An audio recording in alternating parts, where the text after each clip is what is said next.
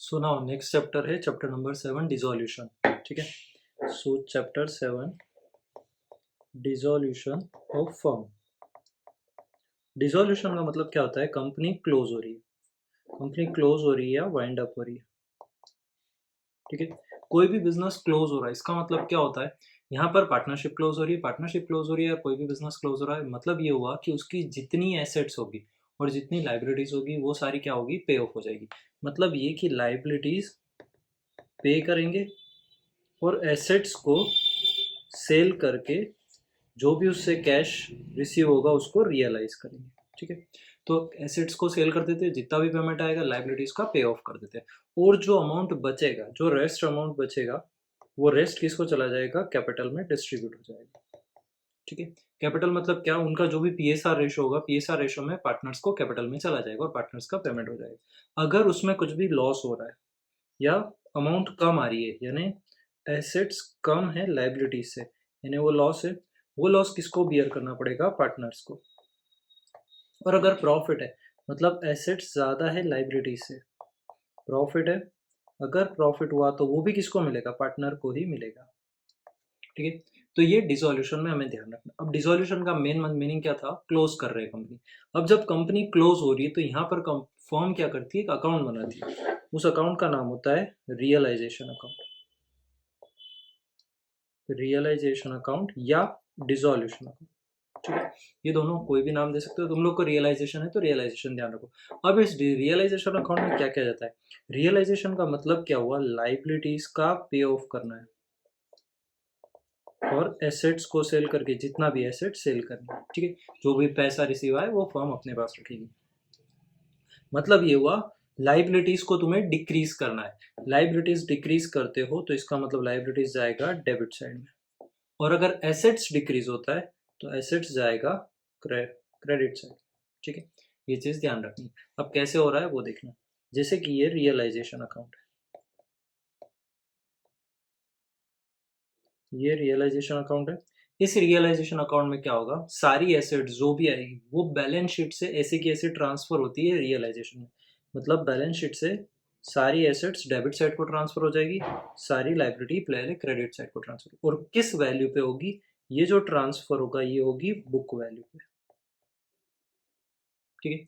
All assets and all liability transfer to realisation account. कौन सी value पे? Book value पे। किधर? जैसे ये बैलेंस शीट था,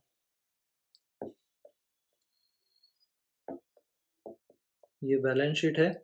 बैलेंस शीट में ये साइड लाइबिलिटी होता है, ये साइड एसेट्स होता है। तो ऐसा कैसा क्रॉस में ट्रांसफर करना है? यहाँ पर एसेट्स ट्रांसफर करना है, यहाँ लाइबिलिटीज ट्रांसफर करना है। अब क्या होगा? एसेट्स का रियलाइजेशन होगा, मतलब हम एसेट्स को सेल करेंगे। जब एसेट्स को सेल करते हैं तो किधर? क्रेडिट साइड को आएगा। तो यहाँ पर क्या? कैश एंड बैंक लिख के एसेट्स का रियलाइजेशन करना है। उसके बाद लाइबिलिटीज का पे ऑफ होगा तो लाइबिलिटीज का पे ऑफ यहाँ पर होगा डेबिट साइड में। तो यहाँ पर लाइबिलिटीज की वैल्यू आएगी, जितनी भी वैल्यू होगी उस वैल्यू पे लिखना है। अगर किसी लाइबिलिटी की कोई वैल्यू, मतलब उसने बोला नहीं है रियलाइज करने को, तो हमें क्या एज्यूम करना है? यहाँ पर जो बुक वैल्यू है वही हमारी रियलाइजेशन वैल्यू हो जाएगी। मतलब क्या करना है? जो बुक वैल्यू है वही रियलाइजेशन वैल्यू होगी। ठीक है। उसके बाद अब एसेट्स में हो सकता है कोई पार्टनर लेके गया, पार्टनर भी लेके गया तो यहाँ पर पार्टनर का नाम आ जाएगा, लेकिन लिखेंगे किस साइड? Credit side. एक चीज बेसिक रूल है, एसेट्स को अगर तुमने रियलाइज किया, क्लोज किया फर्म से, तो हमेशा क्रेडिट साइड को ही जाएगा, और लाइबिलिटीज क्लोज किया तो डेबिट साइड को ही जाएगा, चाहे पार्टनर भी क्यों ना ले ले, लेकिन लिखना डेबिट में है और इधर क्रेडिट में लिखना है। ठीक है। अब यहाँ से जो भी प्रॉफिट लॉस होगा, मतलब क्या? डेबिट बैलेंस आया, डेबिट बैलेंस आया मतलब क्या है? लॉस है। और अगर क्रेडिट बैलेंस आया मतलब क्या? रियलाइजेशन का प्रॉफिट है। प्रॉफिट हो चाहे लॉस हो, दोनों ट्रांसफर कहाँ होंगे? पार्टनर के कैपिटल अकाउंट। ठीक है। दोनों ट्रांसफर कहाँ होंगे? पार्टनर्स के कैपिटल अकाउंट में। उसके बाद नेक्स्ट, अब इसमें कैसा होता है? ये मैंने तुम्हें जस्ट रियलाइजेशन अकाउंट समझाया। एक्चुअल में क्या तुम्हें रियलाइजेशन अकाउंट नहीं पूछते हैं वो लोग, तुम्हें जर्नल एंट्रीज पूछते हैं। अब जर्नल एंट्रीज भी इसके हिसाब से ही होगी। कैसे होगी वो देखना। हमने जो इसमें जो जो किया, क्या कितने? 4 काम किए। फर्स्ट, हमने एसेट्स एंड रियलाइजेशन को एसेट्स एंड लाइबिलिटीज को रियलाइजेशन में ट्रांसफर किया। दूसरा, एसेट्स एंड लाइबिलिटीज को रियलाइज किया। थर्ड, अगर कोई पार्टनर जो भी होगा पार्टनर लेके गया तो भी वो रियलाइजेशन नहीं हुआ। थर्ड काम किया, प्रॉफिट एंड लॉस को ट्रांसफर किया। कहाँ पर ट्रांसफर किया? Capital account. बस इन तीनों चीजों से रिलेटेड ही एंट्रीज है, उसके अलावा कुछ भी नहीं है। उसके बाद डिसोल्यूशन कितने कितने टाइप से हो सकता है, किस किस रीजन से डिसोल्यूशन होता है। तो डिसोल्यूशन रीजन, तो डिसोल्यूशन के रीजन क्या हो सकते हैं?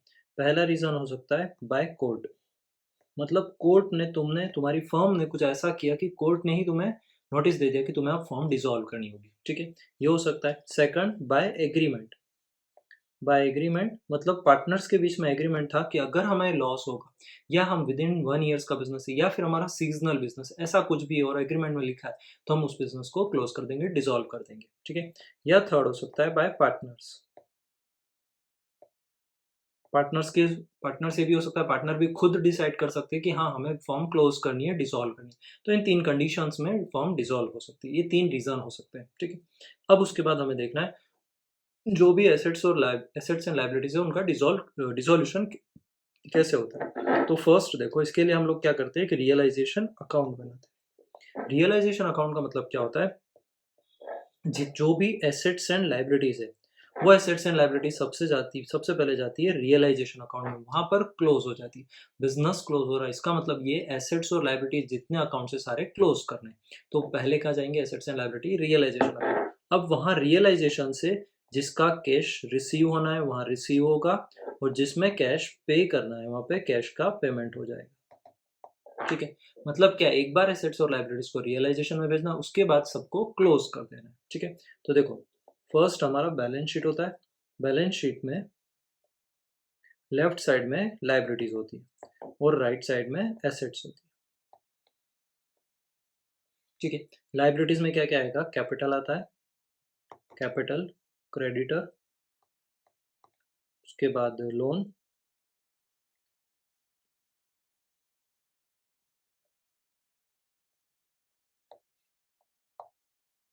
उसके बाद एसेट्स। एसेट्स में कौन कौन सा आता है, machinery, machinery, furniture, debtor, stock, cash and bank, ठीक है। बहुत सारी एसेट्स होती है, मैं 4-5 ही लिख रहा हूँ। तो बैलेंस शीट लाइबिलिटी एसेट्स होता है। अब हम क्या करते हैं इसमें, रियलाइजेशन जो अकाउंट जब बनाते हैं वो देखना, ये हमने रियलाइजेशन अकाउंट बनाया।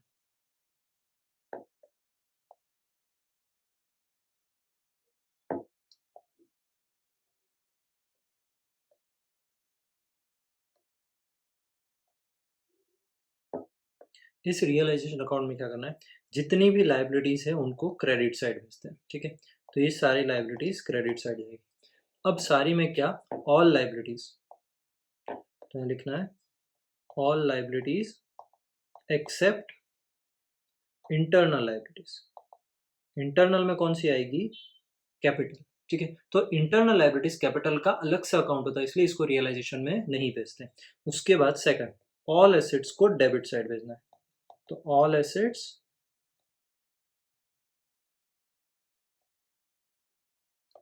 Accept cash and bank.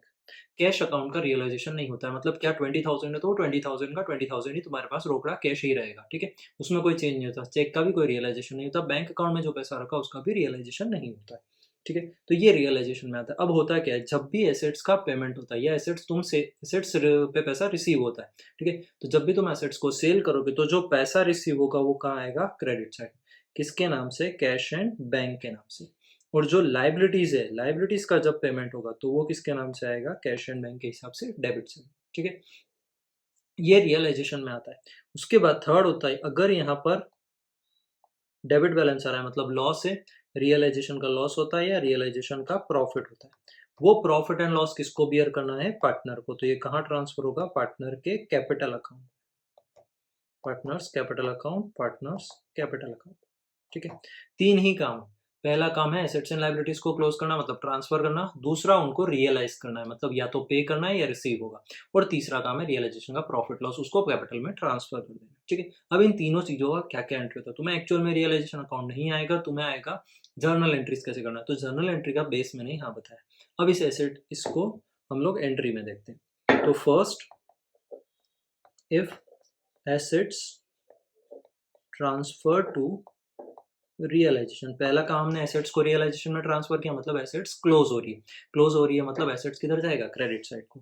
तो एंट्री आ जाएगा realisation account debit to assets, जो भी एसेट्स के नाम है, land and building, machinery, furniture, debtors, stock, वो सारी, कैश एंड बैंक नहीं।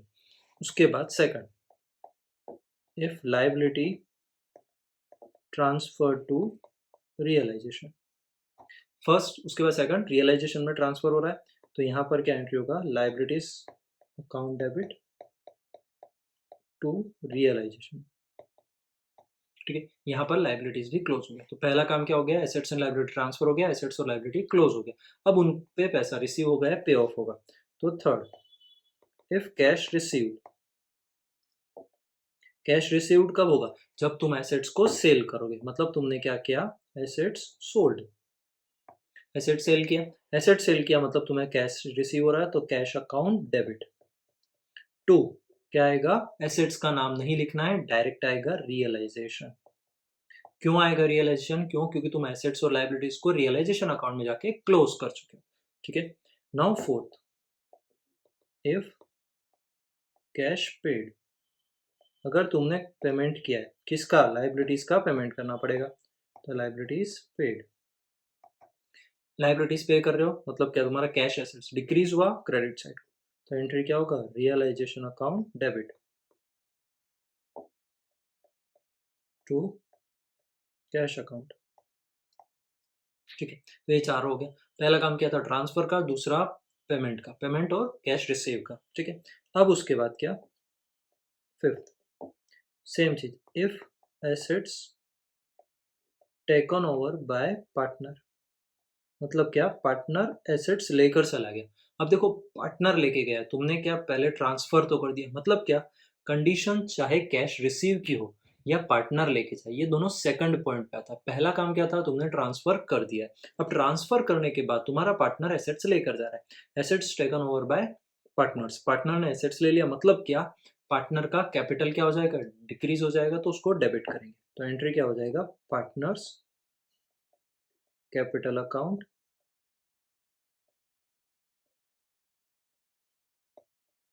Debit to assets to realisation, assets नहीं आएगा, टू रियलाइजेशन अकाउंट, ठीक है।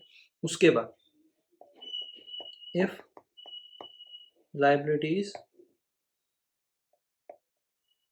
टेकन बाय पार्टनर, अगर लायबिलिटीज ले लिया पार्टनर ने, मतलब पार्टनर ये बोल रहा है जो क्रेडिटर्स पे करने हैं वो मैं पे करूंगा, मतलब क्या, पार्टनर्स फर्म के बिहाफ पे कर रहा है, तो पार्टनर का क्या होगा, कैपिटल इंक्रीज हो जाएगा, तो यहाँ एंट्री क्या होगा, रियलाइजेशन अकाउंट डेबिट टू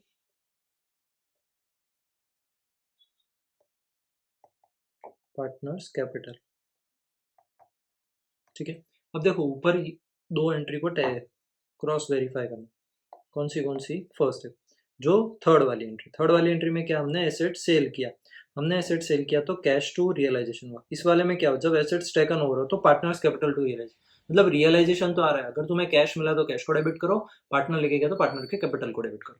उसके बाद फोर्थ फिफ्थ में देखना, फोर्थ और फिफ्थ, फोर्थ फिफ्थ में क्या हो रहा है, अगर तुमने लाइबिलिटीज का पेमेंट किया तो रियलाइजेशन टू कैश हो रहा है, और अगर पार्टनर लेके गया, तुम्हारे बिहाफ पे पार्टनर ने पे किया, तो रियलाइजेशन तो डेबिट में ही आ रहा है, टू क्या आ जाएगा, पार्टनर्स कैपिटल आ जाएगा, ठीक है, कैश की जगह पार्टनर्स का कैपिटल आएगा। उसके बाद number 7, if expense, if any expense paid by firm, कोई भी एक्सपेंस पे किया फर्म ने कोई भी एक्सपेंस पे किया, तो क्या एंट्री हो जाएगा, realisation account debit to cash, मतलब सारा एंट्री रियलाइजेशन के थ्रू ही पास होगा, एक्सपेंस पे किया मतलब कैश डिक्रीज हो रहा है, क्रेडिट में आएगा, रियलाइजेशन टू कैश। और eighth, if any income received, any income received, कोई भी इनकम हुई फर्म को, तो वो भी कहाँ चला जाएगा, cash account debit, cash debit में टू रियलाइजेशन, ठीक है। उसके बाद 9th, अब क्या होगा, पार्टनर्स का लोन है, पार्टनर का लोन का मतलब क्या, पार्टनर ने फर्म को लोन दे रखा है, पार्टनर ने फर्म को लोन दिया, ठीक है, पार्टनर ने फर्म को लोन दिया, तो ये क्या करेगी, फर्म पे नहीं करती, वो क्या करती है, डायरेक्ट पार्टनर ही उसको ले लेता है, मतलब पार्टनर के कैपिटल अकाउंट को ट्रांसफर कर देती है। मतलब ये कहीं रियलाइजेशन अकाउंट में भी नहीं आता, सीधा का सीधा पार्टनर्स का लोन अकाउंट अलग से बनता है और वो पार्टनर के कैपिटल में चला जाता है, ट्रांसफर हो जाता है, ठीक है। तो पार्टनर का लोन कहाँ चला जाएगा, उसके कैपिटल अकाउंट में ट्रांसफर हो जाएगा, ठीक है, फर्स्ट। उसके बाद 10 नंबर, अब पार्टनर के स्पाउस का लोन है, स्पाउस का मतलब क्या होता है, हस्बैंड का है, हस्बैंड वाइफ का लोन है, वो फर्म को वाइफ ने लोन दिया, तो वो क्या करेगा, हस्बैंड खुद बोलता है कि मैं पे कर दूंगा। अब देखो किसी का भी हो, वो पे कर रहा है ना, मतलब क्या, फर्म की लाइबिलिटी लेके जा रहा है, फर्म की लाइबिलिटी लेके जा रहा है, मतलब उसके कैपिटल को क्रेडिट करना है, मतलब जो एंट्री यहाँ पर हुआ था, कौन सा, 6 number, if liability taken by partner, partner लेकर जा रहा है, तो क्या करोगे, direct realisation to partners capital, ठीक है। उसके बाद 10 नंबर, 10 नंबर में क्या, प्रॉफिट और लॉस, अगर कोई भी रियलाइजेशन प्रॉफिट एंड लॉस हुआ, देखो प्रॉफिट हो रहा है तो सीधा सीधा एंट्री है, प्रॉफिट हो रहा है मतलब क्या, पार्टनर्स के कैपिटल को क्रेडिट करना है, तो ये डेबिट में क्या आएगा, realisation account debit to partners capital. और अगर लॉस हो रहा है तो पार्टनर के कैपिटल को डेबिट करना है, तो partner capital account debit to realisation account, ठीक। ये 10 जो एंट्रीज है, इन्हीं के बेसिस पे पूरा का पूरा चैप्टर खत्म हो जाएगा, ठीक है, तो ये चीज ध्यान रखना है। अभी देखो इसमें देखते हैं, dissolution of partnership, partnership form,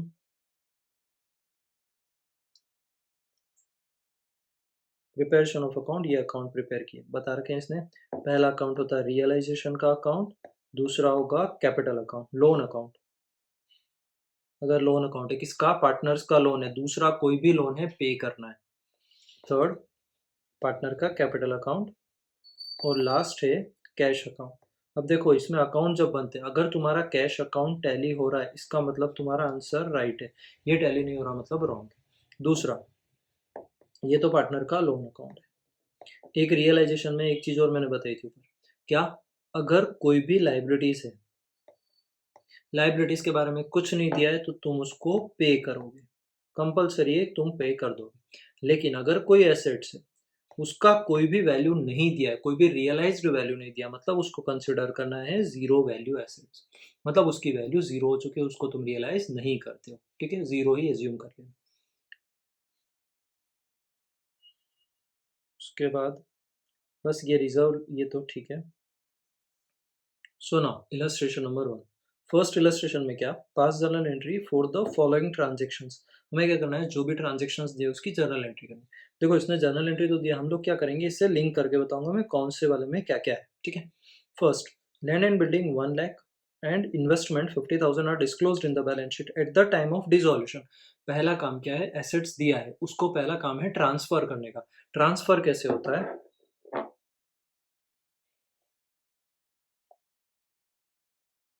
transfer कैसे होगा, रियलाइजेशन टू एसेट्स, ठीक है। तो ये फर्स्ट एंट्री हो गया। तो अभी इसमें एंट्री क्या हो गई, देखो realisation account debit to assets का नाम land and building, to investment, किस पे, बुक वैल्यू पे, तो यहाँ पर बुक वैल्यू आ गई 1 लाख और 50,000, ठीक है। ये पहला काम ट्रांसफर का हो गया। अभी सेकंड काम क्या, उसको रियलाइज करेंगे, मतलब उसको सेल करेंगे। तो उसने दिया है 80,000 and 60,000 are realised respectively from them, मतलब उसको सेल करने से पैसा है, रेस्पेक्टिवली का मतलब पहला दिया 80,000 लैंड एंड बिल्डिंग का, सेकंड 60 दिया है इन्वेस्टमेंट का, ठीक है। तो अब इसको रियलाइज कैसे, मतलब सेल किया तुमने, तो देखो थर्ड वाला entry, when if cash received, cash receive हो रहा है तो एंट्री क्या होगा, cash account debit to realisation, किसी इन्वेस्टमेंट का, किसी लैंड एंड बिल्डिंग का नाम नहीं आएगा, टोटल वैल्यू लिखनी, 80 प्लस 60 140, एंट्री क्या हो जाएगी, कैश टू रियलाइजेशन 140। देखो चलो, सेकंड दिया ये कैश टू रियलाइजेशन 140 140 ऐड करके ही लिखना है, ठीक है, अलग अलग नहीं दिखा सकते हो, क्यों, क्योंकि एंट्री तो सेम ही होगा, 80,000 का भी कैश टू रियलाइजेशन, 60 का भी कैश टू रियलाइजेशन, दोनों को कंबाइन कर दिया कैश टू रियलाइजेशन, ठीक है।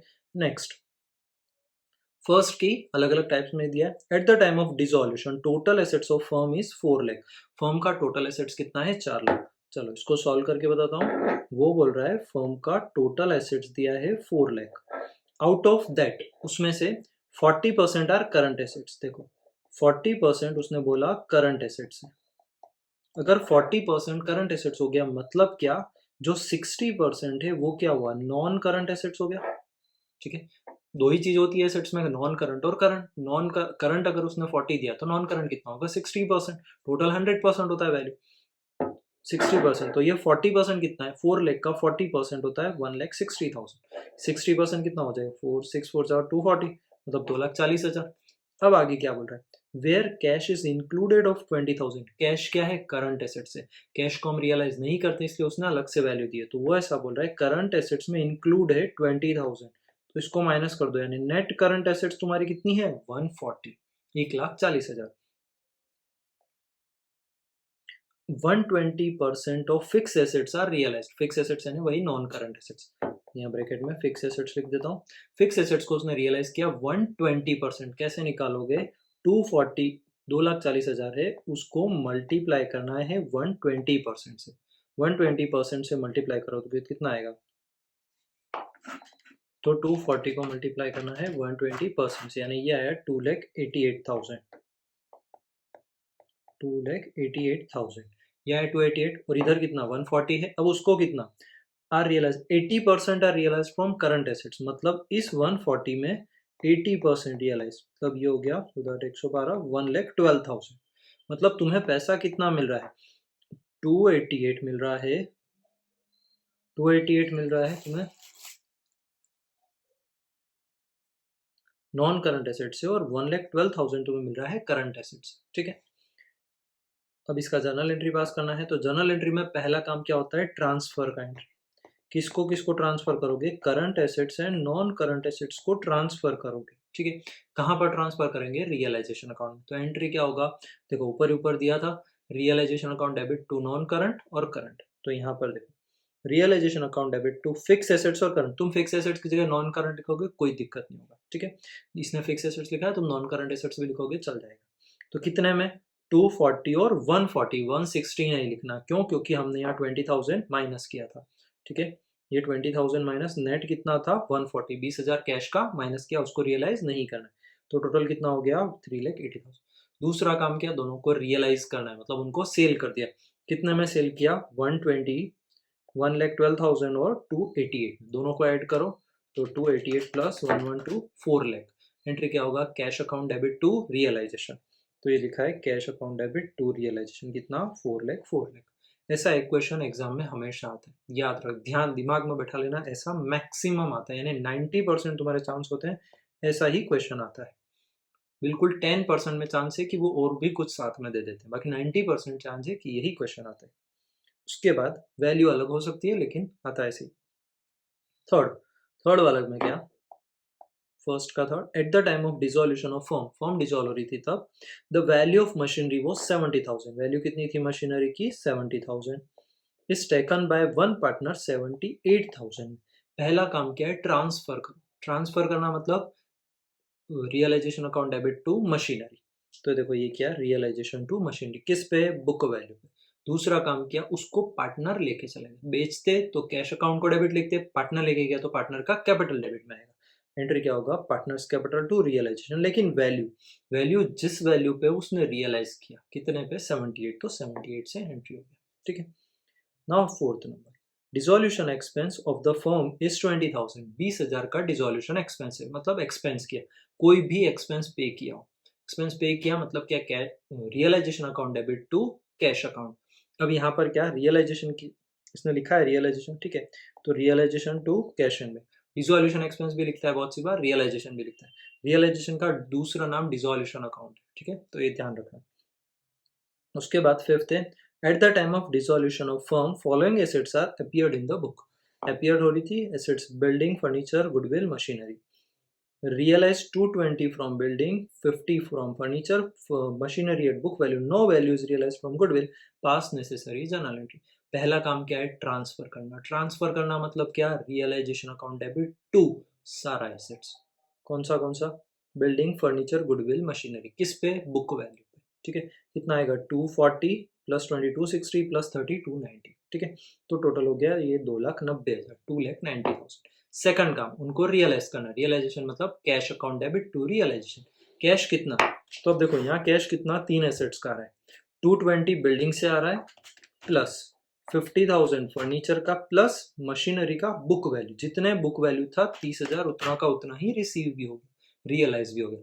और no value from goodwill, goodwill से कुछ रियलाइज नहीं हुआ, मतलब उसका वैल्यू 0। तो तुम्हारा टोटल कितना आ रहा है 3 लाख। एंट्री क्या होगा, cash account debit to realisation, 3 lakh 3 lakh, ये cash account debit to realisation 3 lakh 3 lakh, ठीक है। उसके बाद नेक्स्ट है 6, bad debts of 12,000 was written off, out of which 10,000 is received. एक चीज याद रखना, बेड डेट्स राइट ऑफ पहले कर दिया है, हमें अभी पैसा जस्ट रिसीव ही हो रहा है, हमें क्या हो रहा है, पैसा रिसीव हो रहा है। तो हम एंट्री क्या करेंगे, कैश अकाउंट डेबिट, कैश का नाम डेबिट में, और टू, और किसी भी चीज का नाम नहीं आएगा, नाम रियलाइजेशन का ही आएगा। तो कैश टू रियलाइजेशन, रियलाइजेशन के अलावा कोई भी दूसरा नाम नहीं लिखना है, कोई भी एसेट्स लाइबिलिटी में हो, कैश या रियलाइजेशन, बस यही चीज होगी। कभी भी कहीं machinery, land building, bad debts recovery, bad debts, ये कुछ भी नहीं आता है, ठीक है। 7, there is a no value of goodwill in the books of firm, book में कोई वैल्यू ही नहीं है, मतलब पहले से गुडविल है ही नहीं बुक में। But at the time of dissolution 35,000 realised for it, लेकिन जब डिसॉल्व हो रही थी फर्म तो 35,000 रुपया रिसीव हो गया। मतलब क्या पहले एसेट्स थी क्या, नहीं थी, तो ट्रांसफर किसका करोगे, किसी का भी नहीं, मतलब यहाँ ट्रांसफर वाली एंट्री नहीं होगी, डायरेक्ट किसकी होगी, रियलाइजेशन की एंट्री। रियलाइजेशन की एंट्री का मतलब क्या, पैसा आ रहा है तो cash account debit to realisation, goodwill का नाम नहीं, कैश टू रियलाइजेशन और खत्म। तो cash to realisation 35,000। Partner accepts to pay 30,000 for bills payable, partner ने एक्सेप्ट किया कि वो लाइबिलिटी पे ऑफ करेगा, ठीक है। तो पहली बात तो क्या, ट्रांसफर करो लाइबिलिटी को, लाइबिलिटी को ट्रांसफर करना है, मतलब क्या, लाइबिलिटी को डिक्रीज करना है डेबिट में, तो liability account debit to realisation, liability क्या थी, bills payable to realisation, transfer हो गया। अब क्या करेंगे, पार्टनर लेकर जा रहा है, मतलब क्या, अगर हम पे करते तो हम एंट्री क्या करते, रियलाइजेशन टू कैश करते। अब कैश की जगह क्या, हमने पेमेंट नहीं किया तो पार्टनर का नाम लिख देंगे, पार्टनर्स कैपिटल अकाउंट, ठीक है। तो एंट्री क्या हो गया, रियलाइजेशन टू पार्टनर्स कैपिटल, ठीक है। उसके बाद at the time of dissolution of firm, debtors are of 80,000 and creditors are of 40,000, partners Prateek accept debtor at 20% less than book value and paid to creditor. अब यहाँ पर एक चीज थोड़ा थोड़ा पढ़ते हैं, ठीक है। फर्स्ट तो क्या, eight the time of dissolution debtor था 80, क्रेडिटर था 40। पहला काम क्या है, एसेट्स को ट्रांसफर, लाइबिलिटी को भी ट्रांसफर, अलग अलग एंट्री हो जाएगा। क्या एंट्री होगा, रियलाइजेशन टू डेटर, क्रेडिटर में क्या, क्रेडिटर टू रियलाइजेशन, खत्म, ट्रांसफर का एंट्री खत्म। अब नेक्स्ट, पार्टनर प्रतीक एक्सेप्ट, अब एक पार्टनर है जिसने debtor at 20% less than book value, मतलब पार्टनर एसेट्स लेकर जा रहा है। अगर हम बेचते तो कैश टू रियलाइजेशन, सेल नहीं किया तो पार्टनर टू रियलाइजेशन करना है। 20% लेस मतलब क्या, 80,000 माइनस 20%, यानी 16,000 माइनस कर दोगे तो 64,000। एंट्री क्या हो गया, पार्टनर का नाम Pratik capital account debit to realisation, ठीक है। तो ये देखो, प्रतीक कैपिटल टू रियलाइजेशन। अब देखो ये यहाँ स्लैश लगा के करंट कैपिटल लिखता है, तुम एक चीज लिखो कैपिटल, अगर करंट अकाउंट मेंटेन नहीं कर रहा है डायरेक्ट कैपिटल ही एज्यूम कर लेना, कोई टेंशन वाला बात नहीं। उसके बाद second, and paid to creditors, मतलब पेड टू क्रेडिटर पेमेंट कर रहा है, कौन, फर्म पे कर रहा है, फर्म प्रतीक पेमेंट कर रहा है, फर्म नहीं, प्रतीक पे कर रहा है, प्रतीक ही डेटर लेके जा रहा है और प्रतीक ही पे कर रहा है। तो यहाँ पर क्या होगा, पेड टू क्रेडिटर्स लिखा है, मतलब कोई भी डिस्काउंट नहीं है, पूरा का पूरा पे कर रहा है। कितना था, 40,000, 40,000 था, तो ऐसा कैसा पे कर देगा। अगर हम पे करते तो एंट्री क्या होती, रियलाइजेशन टू कैश, यहाँ पार्टनर पे कर रहा है तो कैश को हटा के प्रतीक का कैपिटल, एंट्री क्या हो गया, realisation account debit to partners capital account, ठीक है। नेक्स्ट है क्वेश्चन नंबर 10। 10 में क्या दिया है, partner Vijay has accepted responsibility for dissolution procedure of firm. अब क्या होता है, ये जो डिसोल्यूशन का प्रोसीजर होता है, ये जो पूरा रियलाइजेशन करना, एसेट्स एंड लायबिलिटी में ट्रांसफर करना, किसकी कितनी वैल्यूएशन है, सेल बाय करना, ये सारा काम हम किसी एक्सटर्नल पर्सन को देते हैं। लेकिन यहाँ पर क्या हो रहा है, पार्टनर खुद बोल रहा है कि मैं ही ये सारे काम कर दूंगा, ठीक है। तो फर्म हैज डिसाइडेड टू पे remuneration of 12,000 for this task, मतलब फर्म ने डिसाइड किया कि विजय जो ये एक्स्ट्रा काम कर रहा है उसको फर्म 12,000 रुपया रेम्यूनरेशन पे करेगा, मतलब अलग से कुछ पे करेगा, उसका नाम है उसका नंबर है 12,000, ठीक है। A firm has paid him 6,000 for expense, firm ने उसको एक्सपेंस भी पे किया, कितने का, 6,000 का, 12,000 उसका रेम्यूनरेशन है, 6,000 एक्सपेंस है, मतलब फर्म की पॉकेट से टोटल 18,000 रुपीज जा रहे हैं, ठीक है। तो अब यहाँ पर देखना, फर्स्ट क्या, फर्म पे कर रहा है उसको, तो एंट्री क्या हो गया, realisation account debit to Vijay capital, मतलब विजय का कैपिटल इंक्रीज हुआ, 12,000 आ गया। सेकंड में क्या है, a firm had paid him 6,000 for expense, firm ने एक्स्ट्रा 6,000 और पे किया, फर्म ने एक्सपेंस पे किया। अब फर्म एक्सपेंस पे कर रही है, एक्चुअल में वर्क किसका था, विजय का, विजय खुद पे करना चाहिए था 6,000, लेकिन उसके बिहाफ पे फर्म ने पे किया। तो पहली बात तो क्या, कैश पे कर रहा है, मतलब कैश डिक्रीज हो रहा है, तो किधर आएगा, क्रेडिट को आ जाएगा, ठीक है। दूसरा, किसके बिहाफ पे, विजय के बिहाफ, मतलब विजय का कैपिटल भी डिक्रीज होगा, इधर जाएगा डेबिट को। एंट्री क्या होगा, Vijay capital account debit to cash account, ठीक है। तो यहाँ देखो second, Vijay's capital account debit to cash account, कितना, 6,000, ठीक है। उसके बाद 11, income tax liability of firm is determined 35,000, it is not recorded in the books. देखो जैसे पिछला एसेट्स था, कौन सा वाला हमने ट्रांजेक्शन एक किया था, गुडविल वाला, ये 7th, there is no value of goodwill in books, मतलब फर्म का गुडविल पहले से बुक में नहीं था। वैसे ही यहाँ पर इनकम टैक्स भी बुक में नहीं था, मतलब ट्रांसफर का एंट्री ही नहीं आएगा, डायरेक्ट पेमेंट का एंट्री आ जाएगा।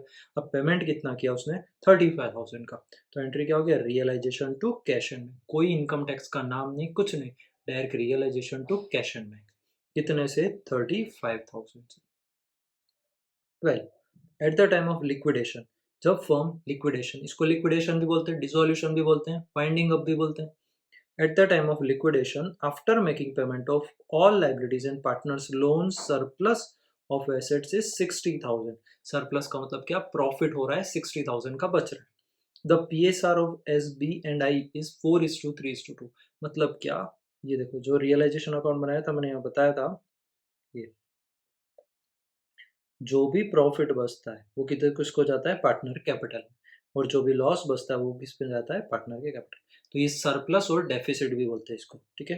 ये है सरप्लस, ये है डेफिसिट, लॉस है तो डेफिसिट, और प्रॉफिट है तो सरप्लस, ठीक है। तो सरप्लस हो रहा है, कितने का सरप्लस हो रहा है, 60,000 का, 60,000 का सरप्लस हो रहा है, किस में डिस्ट्रीब्यूट करेंगे, पार्टनर में, पार्टनर के कैपिटल को क्रेडिट हो जाएगा। एंट्री क्या हो गया, realisation account debit 2S 2B और आई, किस रेशियो में, तो जो उनका PSR दिया था 4:3:3 के रेशियो में चला जाएगा, ठीक है। 13, realized 25,000 for unrecorded machine at the time of dissolution। unrecorded मतलब उसका कोई रिकॉर्ड ही नहीं था, मतलब था ही नहीं पहले से बुक में, तो डायरेक्ट हमने सेल कर दिया, ट्रांसफर का कोई एंट्री नहीं, डायरेक्ट एंट्री क्या होगा, कैश टू रियलाइजेशन, पैसा है 25,000 क्लोज। नेक्स्ट है 14 नंबर,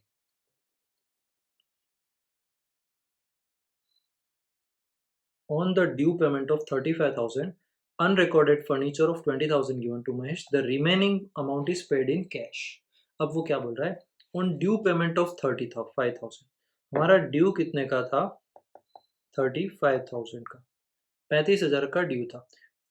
अनरिकॉर्डेड फर्नीचर था 20,000 का, गिवन टू महेश, हमने महेश को 20,000 का फर्नीचर दे दिया था, तो हमारा ना अनरिकॉर्डेड था, तो क्या हुआ, उसको 35 देना था, 35 में से 20 हमने फर्नीचर दे दिया, तो बचा कितना, तो 5 और एक 15,000, 15,000 हम उसको क्या करेंगे, कैश में पे कर दिया, ठीक है। The remaining amount is paid in cash. अब यहाँ पर एंट्री क्या होगा, एक चीज देखना, जो चीज अनरिकॉर्डेड थी, मतलब 20,000 रुपए का कोई रिकॉर्ड था नहीं, तो ट्रांसफर होगा क्या, नहीं होगा। दूसरा, हमने उसको कैश में रियलाइज किया क्या, नहीं किया, तो उसका एंट्री आएगा, नहीं आएगा, ठीक है। मतलब एंट्री किसका आएगा, एक्चुअल केवल 15,000 का, 15,000 का मतलब क्या, रियलाइजेशन टू कैश। जो चीज बुक में थी ही नहीं, रिकॉर्डेड ही नहीं था, उसका पैसा भी तुम्हें नहीं मिला, तो तुम उसको रिकॉर्ड कैसे करोगे, या तो होना चाहिए तो ट्रांसफर का एंट्री करते, और नहीं था तो कैश मिला क्या, नहीं मिला, डायरेक्ट ऐसा कैसा ट्रांसफर हो रहा है, मतलब बुक में तो वैल्यू ही नहीं, तो तुम किस चीज का एंट्री करोगे, उसका एंट्री नहीं, केवल किसका होगा, 15,000 का, ठीक है। अभी तक हमने ऊपर क्या देखा, बुक में एंट्री नहीं हो रहा था, नहीं हो रहा था क्यों, क्योंकि अनरिकॉर्डेड था, लेकिन फिर भी हम एंट्री क्यों कर रहे थे, क्योंकि उसके अगेंस्ट में हमें पैसा रिसीव हो रहा था। यहाँ पर पैसा रिसीव हुआ क्या, नहीं, ऐसा कैसा उठा के महेश को दिया, तो कोई एंट्री नहीं करेंगे, ठीक है। तो यहाँ पर कितना, केवल 15,000 का ही एंट्री हुआ। Same realisation to cash. उसके बाद 15, one partner accept to pay loan of his wife, उसकी वाइफ का लोन वो पे करेगा। देखो एक चीज ध्यान रखना, पार्टनर के लिए उसकी वाइफ पर्सनल है, लेकिन फर्म के लिए वो एक एक्सटर्नल पर्सन है, फर्म का इंटरनली उससे कोई संबंध नहीं। फर्म केवल पार्टनर को जानता है, उसकी वाइफ से फर्म को कोई लेना देना नहीं, फर्म के लिए उसकी वाइफ क्या है, एक्सटर्नल, उसके लिए पर्सनल है, लेकिन फर्म के लिए एक्सटर्नल है। तो यहाँ पर क्या सीधा लोन लिखा है, तो क्या एंट्री क्या करेंगे, लाइबिलिटीज टू रियलाइजेशन, पहले ट्रांसफर का और उसके बाद पार्टनर लेके गया उसका। तो पहला क्या, SMT's loan account to realisation, SMT मतलब Shrimati's loan account debit to realisation मतलब लाइबिलिटी टू रियलाइजेशन। दूसरा पार्टनर लेके गया तो realisation account to respective partners capital, जो भी उसका नाम होगा उस कैपिटल अकाउंट में भेज देंगे, यानी पार्टनर्स कैपिटल अकाउंट। कितना, 40,000 40,000।